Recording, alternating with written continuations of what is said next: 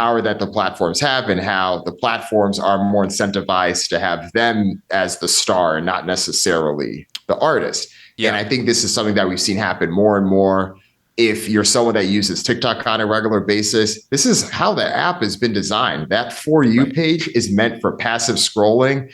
And who that post is from is in a much smaller font than anything else, right? You see this video, you go to the next one, and Instagram has essentially done the same thing with Reels. So this is now just tapping into this way where the platforms understand that they are the place, they are the destination. So it's harder for the artists themselves to really be able to build that deeper connection. So that's where it becomes even more likely that the people that are liking and engaging on each thing may not actually know as much about you as, you know, someone else that could be on a particularly different platform.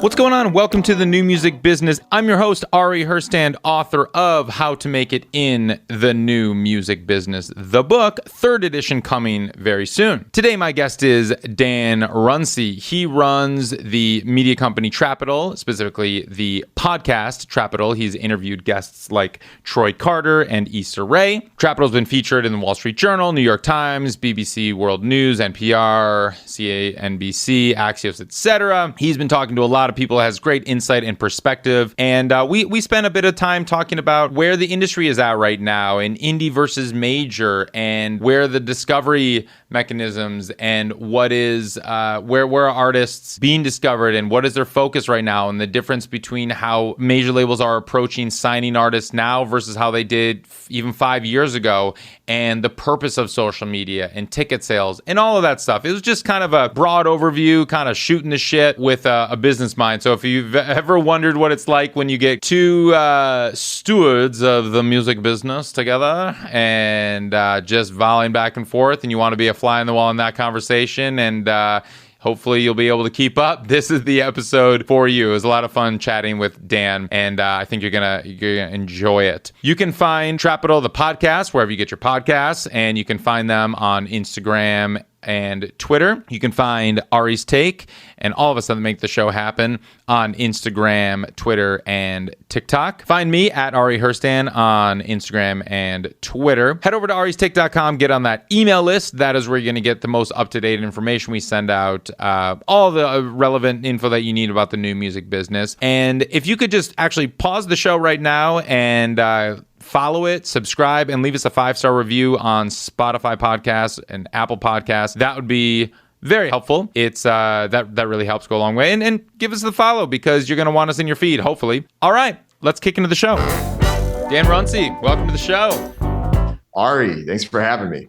So rarely, if ever, do I actually get a podcast host on the show. And of course you got all the gear and you got a nice looking microphone in front of you. And, it's kind of like a host to host, journalist to journalist, just music business lover, aficionado, all of it in the world. I feel like we've been, swimming in the same circles for a while. And I'm so glad that we finally get to connect this way. And I'm excited for our conversation. Likewise. Yeah, I think you've had a great perspective on this space. Obviously, you're speaking from your own experience as a musician yourself. That's resonating with folks. And I know you know it's better than anyone. Running the media side and the content and distribution is a whole nother job itself that we can both relate on. So yeah. So I'm excited to talk to you about, your insight and just kind of where the industry is at currently, specifically in kind of the hip hop community, and because in hip hop, the hip hop community has been innovators. Since the beginning of the genre, but even more so in the business side, there have been risks taken and paths paved that have traditionally kind of not been necessarily the way that it's always been done. And I think the whole industry always kind of looks towards, whether they're choosing to look towards it or are forced to look towards hip hop and kind of taking the cues from the innovators. I'm curious, on your perspective of kind of where we're at now as an industry, but specifically kind of what have you been seeing as of the last year or two in the hip hop community when it comes to the business, and where are the innovations happening right now, and what is exciting you right now? Yeah, there's a few things I've noticed, especially the past couple of years. It's been great because we've seen so many artists who want to break out either on their own, doing their own things. And that doesn't necessarily mean independent of a record label. That just means they want to pursue their own business interests. And I think that the optionality that the industry offers, whether that's you can build your business around you to either make money off of your music in more creative ways or use your music as a platform to make money elsewhere, there's more options than ever to do that. So I think we've seen hip hop artists embrace several things. At the height of the pandemic, we definitely saw more artists getting involved with crypto and Web3 and NFTs and seeing what that looked like. We have seen a bit of a dip there, but that was one of the things we saw in the past few years. We're also seeing a lot of artists bounce back with festivals and bounce back with their own performances. So it's been very interesting to see how a lot of these artists that were great at getting and capturing a lot of attention through social media or streaming, how does that translate when you're actually trying to sell tickets? And some of them have been pleasantly surprised by what they've seen, but others, it's been a bit of a hard awakening where they realize that the people that are following you on these platforms aren't necessarily the ones who are followers of your music. Well, continue. Oh, yeah. And I think the one thing that this ties in with, too, is TikTok. And that's been one of the biggest levers for the industry the past year and a half, thinking specifically about the growth and the influence of that platform. So much of the music that's popular there is hip hop music that's driving this. So when we think about all that influence, how that all taps in, making sure that artists still have the right metrics that they're using to understand who their followers are, who their fans are, and how that translates to running a business and with customers that they can go back to and serve time and time again. Yes. I've been taking furious notes because you just touched on like 5 points that if we were doing like a presentation, you just kind of like gave us our assertions and our headers and like all the different points that I want to be talking about. But that was great. You talked on so many things. I mean, specifically, with NFTs, when you initially mentioned, artists finding more creative ways to monetize their brand, of course, that exploded early 2021. We saw, Snoop, I think, has been like a leader in his own right, but he's a celebrity, and he has innovated and done so many drops and made quick, cool 10, 20 million, who knows how much it has been on his NFT drops. But there's also been artists at every other level. I'm curious when it comes to in the independent community, like you alluded to, you're saying that not every artist, by getting creative with their business pursuits, it doesn't mean that they're necessarily avoiding the labels. I'm curious, what is the perception right now? What is are you seeing more artists that are wanting to follow in kind of the independent Chance the Rapper model and stay independent, maintain independence, and grow completely independent of a major label? Has the pendulum now, 8 years later swung, 10 years later swung back the other way, and they're clamoring at the deals once again because now deals have because the industry shifted, the power has fallen a lot back into the artist's hands. And so you are seeing more favorable deals. We've talked on the show a lot about the new licensing deals that majors are offering artists, 50-50 splits, the whole thing. What are you seeing right now? Are you seeing that artists are trying to maintain independence? They're jumping at the deals, everywhere in between? Do you have any examples? Love to hear it. I think we've seen a few different things. And I think the biggest way that I've seen this play out is that if we look at just a distribution of the artists and how much music that is being put onto these platforms, we see the stats.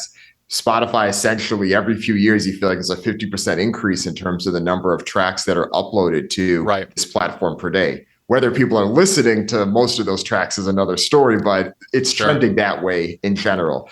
But the thing is, whenever this happens, whenever you give people more options, they do tend to go back to the hits, and they do tend to trend back to what they know. And with that does give power to artists that are in major label deals and those who already are familiar.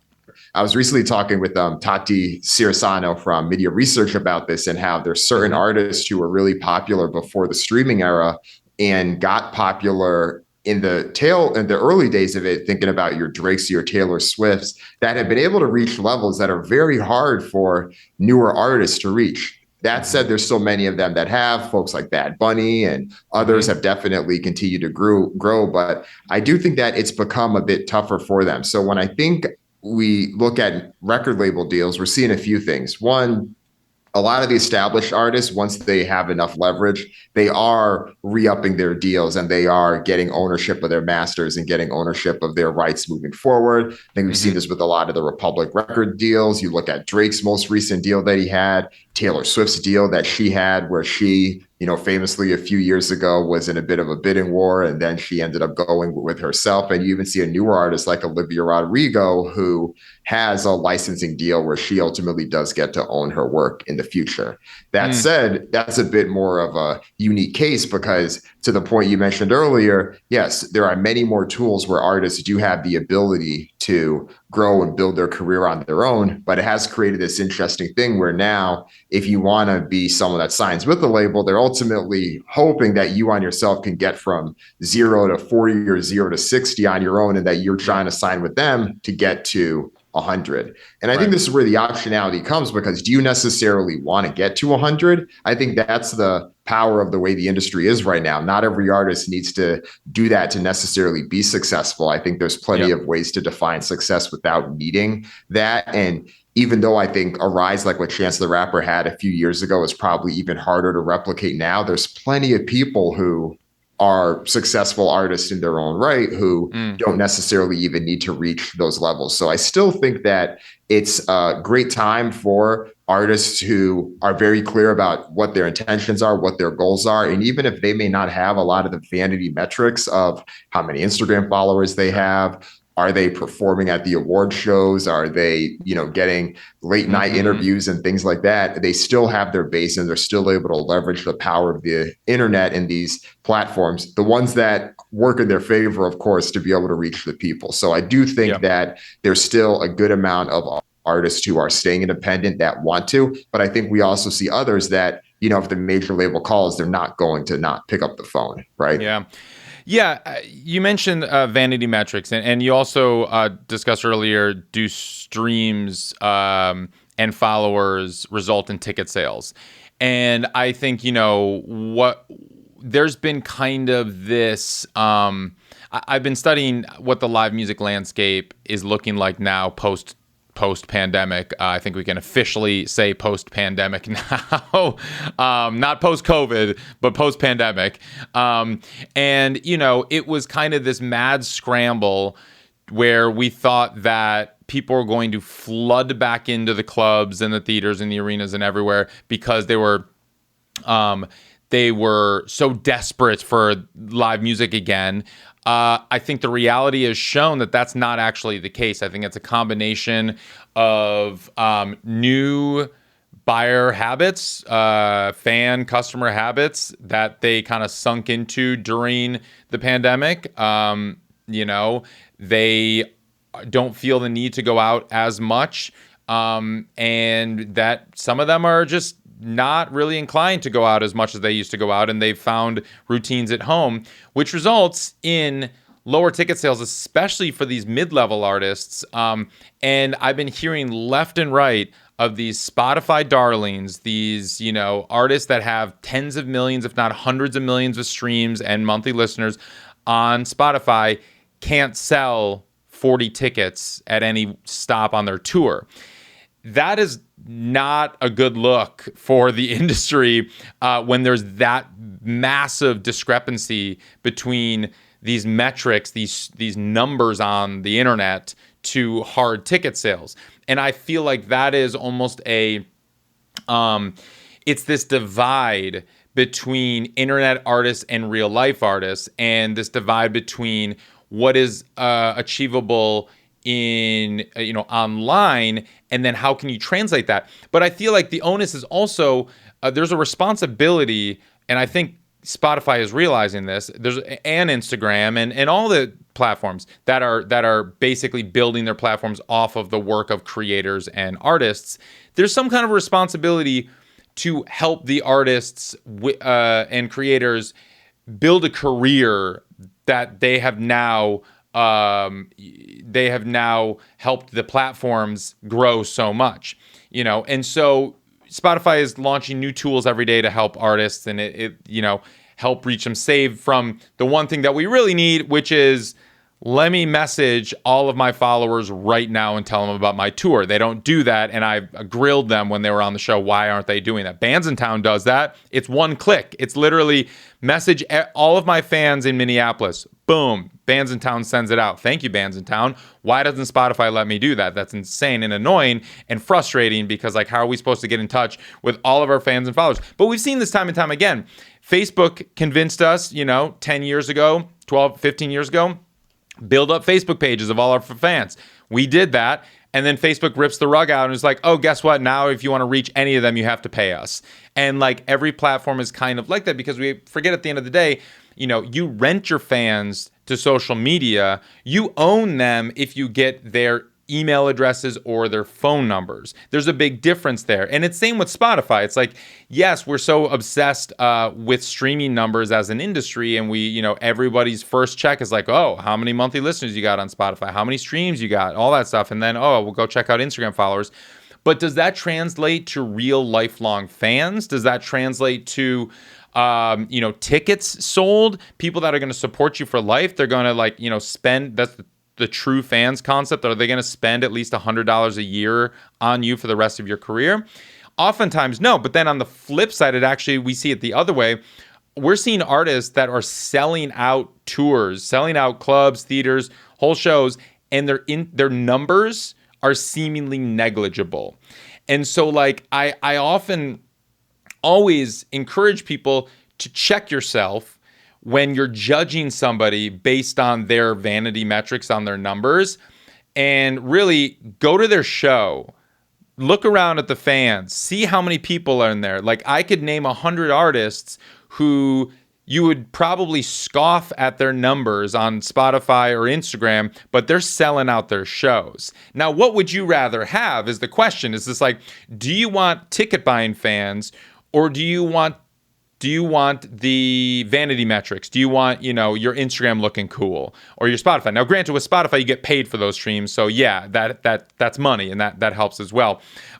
So I'm curious though, are you seeing kind of in the conversation of the people that you're talking to, specifically in the hip hop community, have those goals and intentions shifted? Like you mentioned, not everybody needs to get to 100. Maybe living at 60 is cool. That's a healthy career. I mean, there's artists right now that, who would not want to be an artist, a mid-level artist that can maybe sell 1,500 tickets wherever they go? That is a solid living. That is a serious fan base.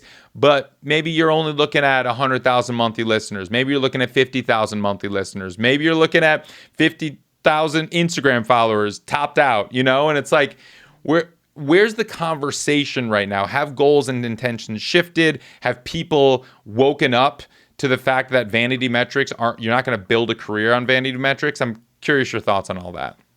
Yeah, we're starting to see that conversation happen more because we're starting to see more and more of that disconnect, right? You would have artists that would use metrics like first week album sales as a benchmark against each other, but even that isn't necessarily the best measure of who is going to these concerts or who's doing these things. Sure. In terms of the live performance piece, which is the first thing that you mentioned, I think I've seen a few trends there because the top line numbers we've seen is that Live Nation just had record revenue and that music is back, right? And while I think that's true, as we both know, for the top artists, like The Weeknd's, selling out arenas or stadiums at this point, it's the mid-level artists who are the ones that we're talking about that are much more affected by this. And I think this is important because we also saw this recent report. This is from Steve Cooper, the outgoing CEO from Warner, who had said that the label is less dependent on superstars than it was in the past. And I think that there's some nuance there because someone could take that and think that that means that, oh, well, it's the time for the mid-level artists, but it's not quite that. What that means more so is that the definition of superstar is just changing a bit, where, let's say 30 years ago, it could be Michael Jackson, Queen, or whoever, or Madonna, and, the biggest artists of the 80s, Prince and others. But now there's probably 20 people who you could say across all genres who are at those levels on a global perspective. So those folks are still superstars selling out arenas and doing all those things, but they're just not at that like Beatlemania level that the industry was used to having before. Right. And I think maybe to go along with his quote, what I think a lot of the major labels are looking at right now is it's not necessarily that they need the superstars to keep the label profitable and successful. It doesn't need to be artists to them. As we've been seeing catalog acquisitions, as we've been seeing labels snap up songs, just individual songs. Granted, they're signing the artist, but they're only signing it for the viral TikTok hit. Honestly, they don't care about the development of the artist. The artist doesn't know that. I wish they would. But like what you're saying, because previously, historically, the major label failure rate was 98%, meaning it's like they sign 100 acts and 98 of them this year are not going to recoup the cost of their advance to get a second album, and they're going to get dropped. Now it's interesting that it's not really to the label about which are my acts are going to be profitable, because whether they build a touring business or not is really of no concern to the major labels if they're not participating in touring revenue. If they haven't signed a 360 deal, which we're fortunately seeing less and less of, if the label's not participating in touring, they don't care about touring. So whether the artist becomes successful or not, they don't care about.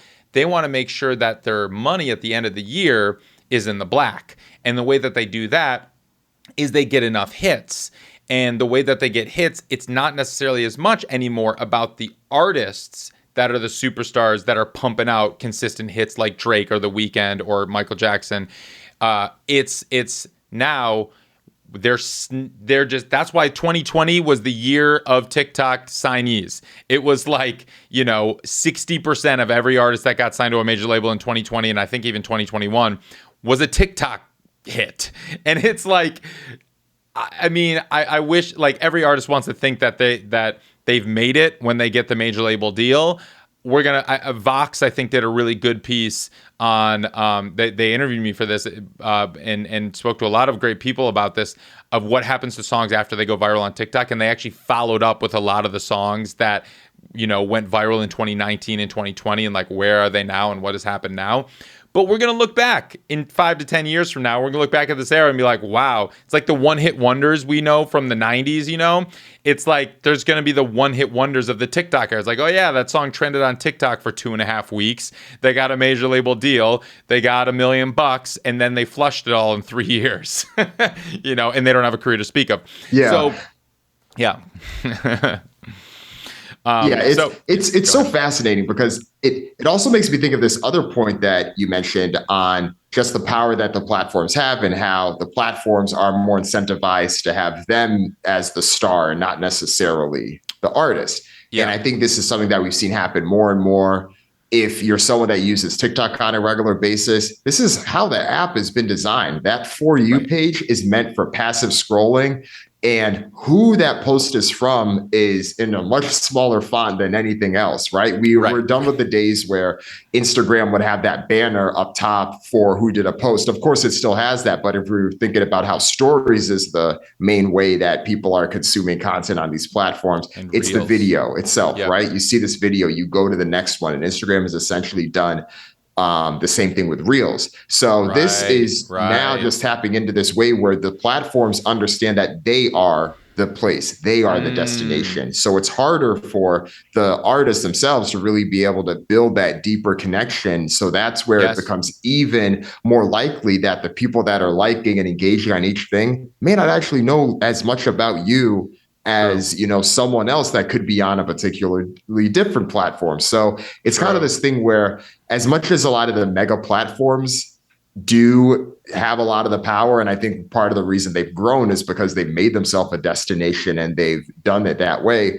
a lot of the other platforms that are a bit more built towards trying to cater to artists and having them connect with their fans more deeply, they aren't as big as a lot of the other platforms are. I'm thinking about platforms like an Audio Mac or like a Tidal or even a SoundCloud. They've all had initiatives in place to be able to connect artists with fans, or to be, whether it's your fan powered or music centric royalties, or Audio Mac has their badges. And these things are great, but I do think that these things hit more of the audiences for a lot of the artists that we're talking about, which is great. But maybe that's part of where that separation is, right? If you're an artist that doesn't look like for you on one of those platforms, and maybe it's more about what your audience can have there, and who cares what the stats look like for your monthly listeners on Apple Music or so, or Spotify or somewhere like that. Totally. And it's interesting. You're making, it's like I'm having this epiphany here of kind of how the major labels are looking at what their new intentions are, their new business model, I should say, in terms of not necessarily looking for the next superstar as much as they need to, as much as like, let's just get enough hits, singular hits, and it doesn't need to be by the same artist. It's not like we need to sign Drake that's going to be good for 15 hits over the next, 6 years or whatever. They can just grab up any single. TikTok has a similar model. We don't need the superstar creators. We don't need those influencers that have the tens of millions of followers, because it's not necessarily as much on this platform, on TikTok, about your followers. It's about how do you keep people on the platform long enough. And TikTok is structured in a way that half the time on your For You page, more than half the time, you're not seeing content from people you follow. You're just seeing content that TikTok thinks you're going to like. And so in one sense, you could say it's democratized a little bit more. But on the other sense, it's that creators are having a tougher time building a loyal following and an audience based on people who like their stuff, because the user behavior on TikTok is now just trained to scroll. It's not necessarily as much about following someone that you like their content or you think you're going to dive deep into an artist. And mind you, there is that too. And there's a subset of the community, but that's not how TikTok has been built. Like you said, that's the biggest difference, I think, between TikTok and Instagram. Instagram is for your followers. It was built on you build up a following and your followers will see your content, and your followers will only see the content from people that they follow. But TikTok is the complete opposite. And there's this parallel right now with, I think, the major label business model with also the TikTok model. And it's just like, to be profitable and have a successful business, it's not that they need the superstars anymore. It's that, on TikTok model, how are you going to keep people on platform? And they've realized that it doesn't matter if you have 5 followers or 5 million followers. Your content that you post may help TikTok keep somebody on the platform. That's why we see somebody who just starts an account on TikTok and their second post gets 100,000 views, because they're like, you know what, we're going to test this out, and good job. You just, you posted something that is going to keep our audience engaged. We don't care about the number of followers you have. Right. And they got it down to a science, just with being able to give you that initial dopamine rush, right? It's encouraging. You see that you want more of it, because we all know what it's like to post on platforms where you don't get engagement. That's how things drop off. They give you just enough in the early days to get you intrigued, and then things do start to trickle off a bit there. Yeah. Oh, totally. I mean, TikTok would never say this, but there have been studies that have shown, they prioritize people's first few posts when they newly create a TikTok account to get you hooked, and then they kind of taper that off, and now you're it's like a drug, and now you're chasing that high again. It's like, it's like you're never going to get that first high, or you're going to you keep trying to get that high again, and it's harder and harder and harder. And TikTok's built that way. I mean, all the platforms, are built that way. And, like you said before, how kind of the majors, I mean, they're having to restructure their business model, because at this point they have about 65% of the market. That means 35% of the market are independent artists, indie labels, self-release artists.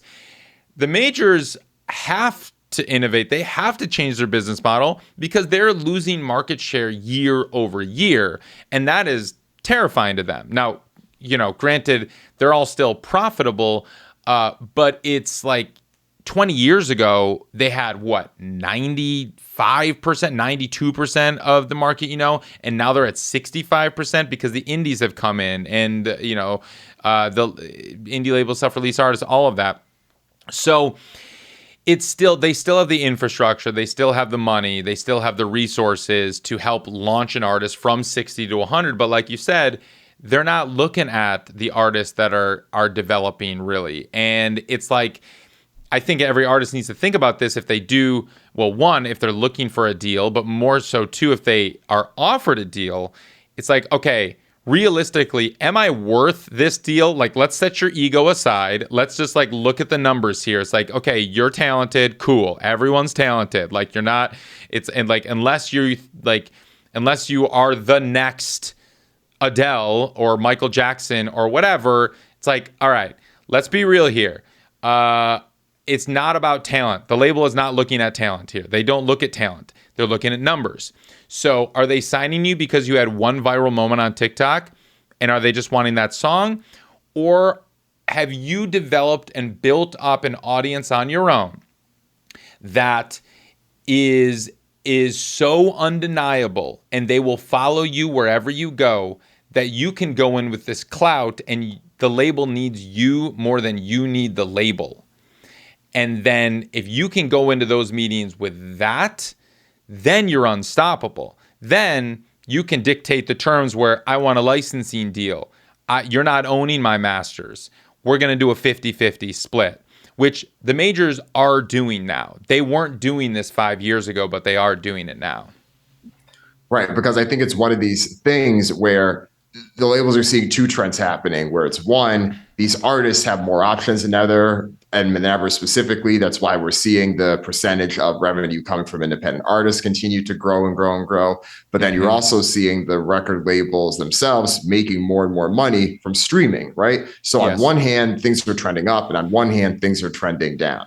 And I think that the overall hope, at least from people I've talked to and what I capture, is that they hope that that revenue offset, that increase of revenue from streaming offsets the loss of not being able to capture revenue from the newer artists, or specifically what may hurt them even more is these current artists that want to re-up their deals and want to do new deals. Because the way it is today, we look at the amount of catalog, like even if you just name the current people, whether you're looking at your Drakes, your Taylor Swifts, or whoever, the amount of money that they're going to generate is a non-insignificant number. Like it's still a fairly, strong number. That number is continuing to decline, but I think that they want to be able to say, okay, how can we at least get some piece of that pie, knowing that we can't capture all of it, right? So I do think it puts a lot of the independent artists in, especially the ones that have things set up, in a pretty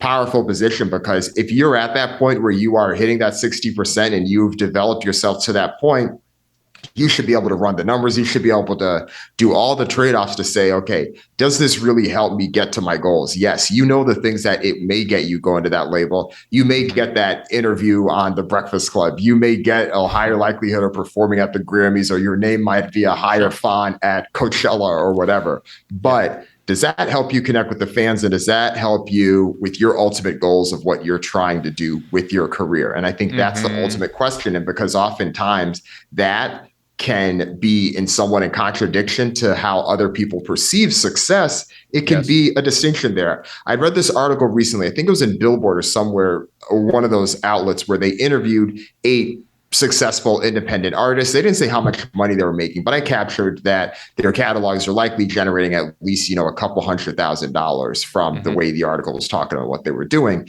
And one of the things that they talked about that they didn't necessarily feel like they had was whether it was respect or the same type of opportunities that their signed counterparts had. Even if the independent artist is making more money or bringing home more money than a lot of those signed artists. Yes. So there's a vanity aspect of that. There also is a real opportunities aspect of it, where it can be harder to get features. It can be harder to get those things because the industry itself is basing itself on metrics that don't necessarily tie into the ones that not just intrinsically, but the ones that actually matter.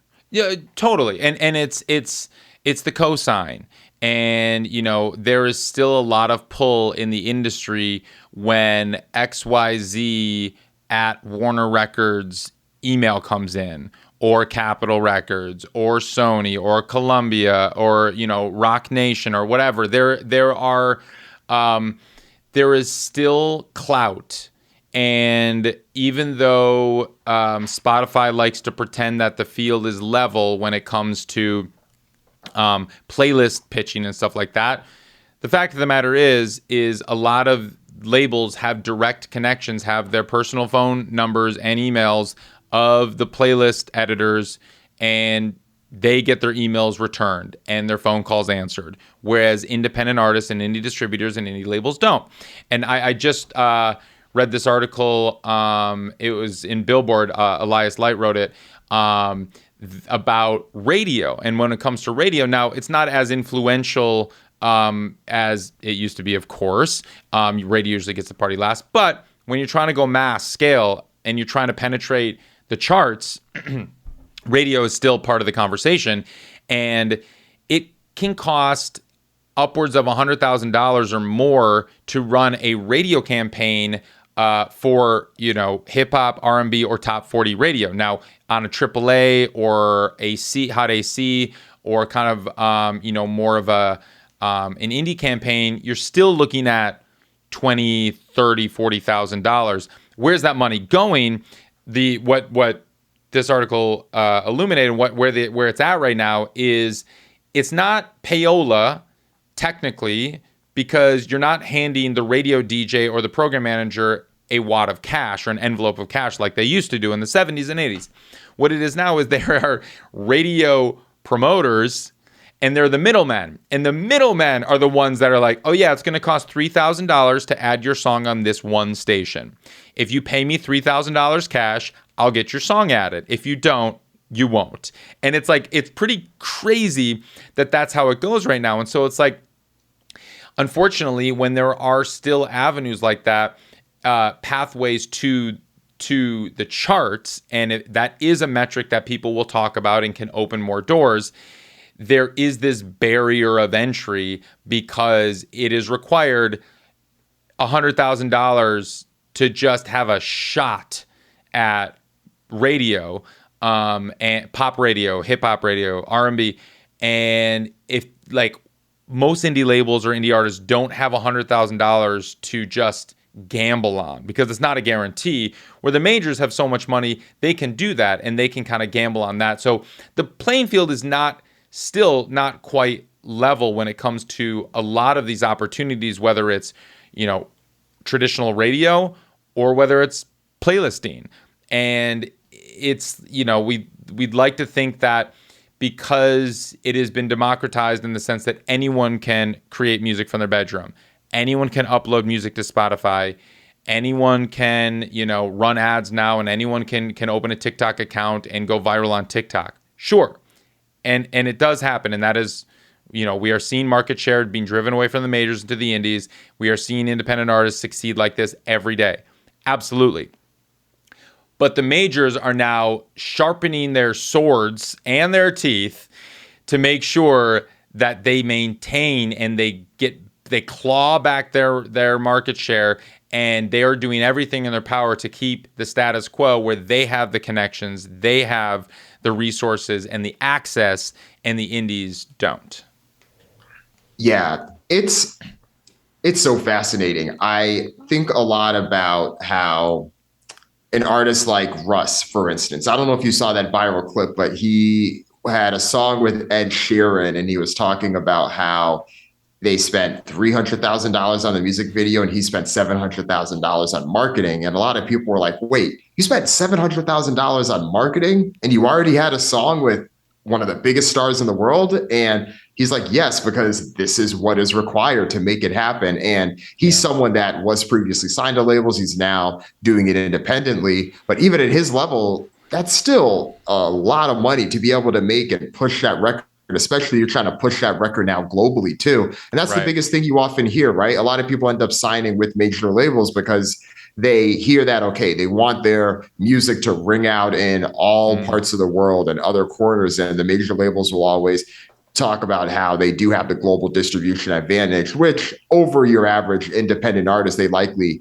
are able to pull some strings there. But even that's getting more difficult now because a lot of these other countries are having their own stars. And with the developed and stronger ecosystem that we're seeing in Africa, in places in Latin America, in Asia as well, they don't necessarily need to listen to the American-based pop or rap stars nearly as much as they do because they have their own pop and rap stars that they have. So even that's getting more difficult, right? I think that we saw this era, and this is one of the things that happened in the past few years as well. We saw more and more of the independent distributors and more of the independent record labels as well getting acquired by the major record labels. And it became one of these things where it was this, if you can't beat them, join them ethos to it, because a lot of them literally had names like, you know, AWOL stood for Artists Without a Label, and they ended up being acquired by a major record label. And while, you know, it may be fun to think about the acronym, you get the move 100% because I think for them, there was a level that they necessarily couldn't go to, but that was that was a few years ago. Things are a little different now. We haven't seen as many of those same acquisitions in the past few years. It's because a lot of the big ones happened. There are a few big, you know, whales out there that I think the majors are still looking at, but this will be an interesting trend to continue to follow. Yeah. I'm curious what you're seeing, you know, speaking of kind of the regional successes or the local cultures and communities and around the world, where it's not just about Western music or American music. Not only are there, local artists, but there are local DSPs. Like you mentioned Audiomack a few times. I think there's a good number of people listening to this right now that have never heard Audiomack until you mentioned it. It is not a streaming service. It's not a DSP that many people in the States have been paying attention to, whereas in Nigeria, it's massive. It's huge. And Nigeria is one of the fastest growing music markets in the world. And there's a whole market there. And so it's like Audiomack is an example of kind of this specialized, almost localized streaming services. Deezer, huge in France, you know? And it's like, but Deezer's stateside footprint is minuscule compared to Spotify, Apple Music, Tidal.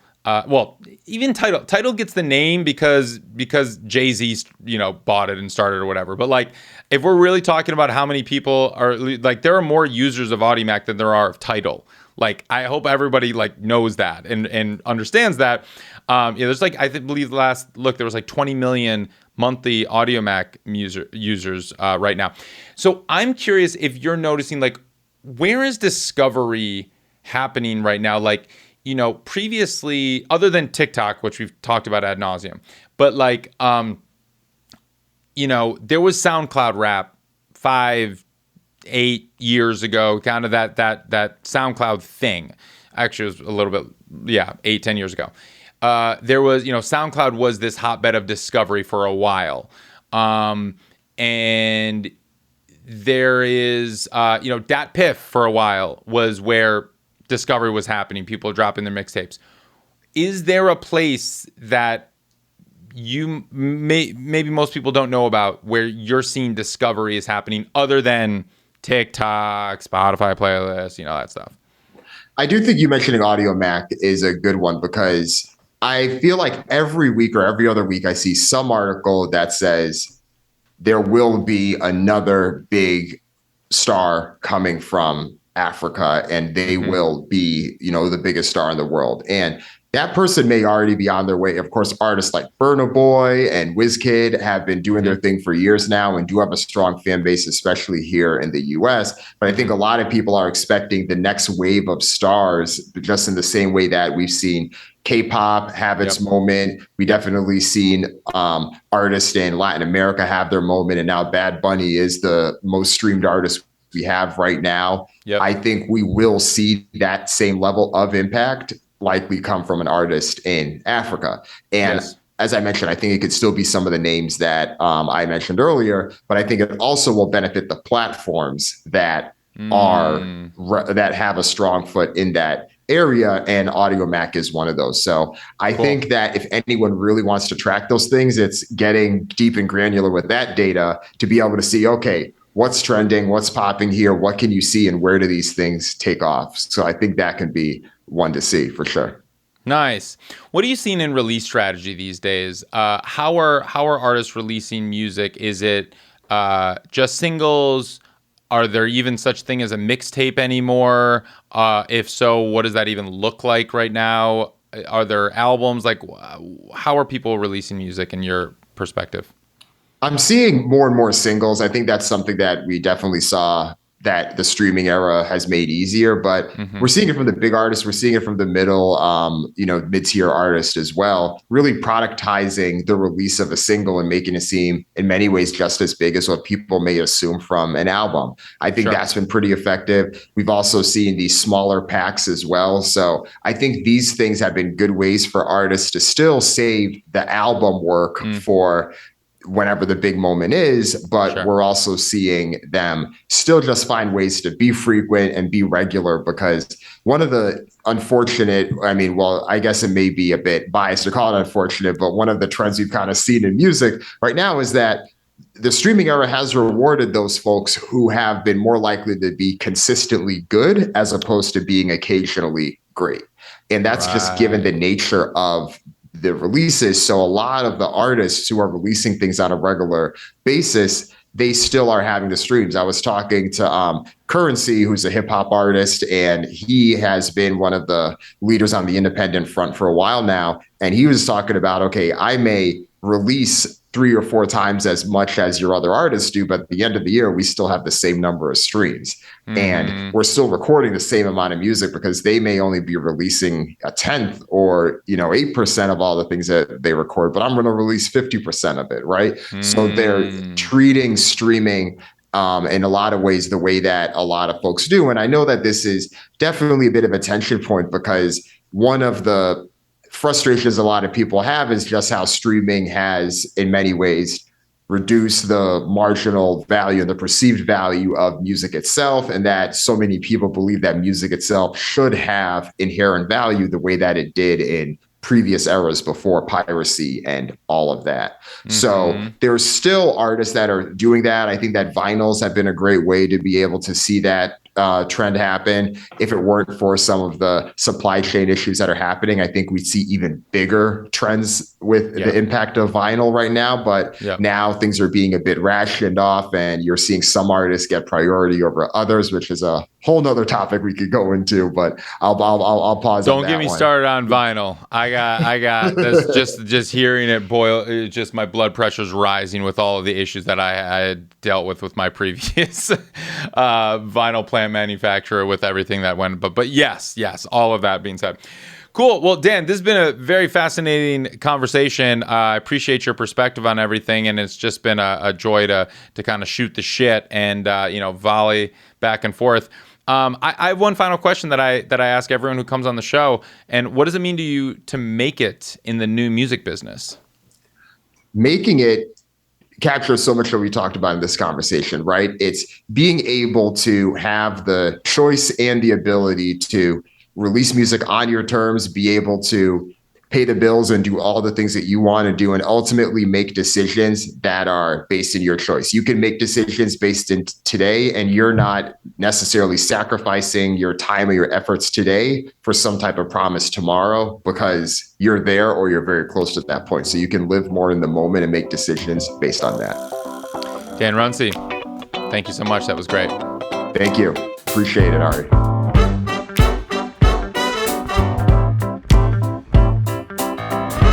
Today's episode was edited by Maxton Hunter, theme music by Grassroots District, and produced by all the great people at Ari's Take.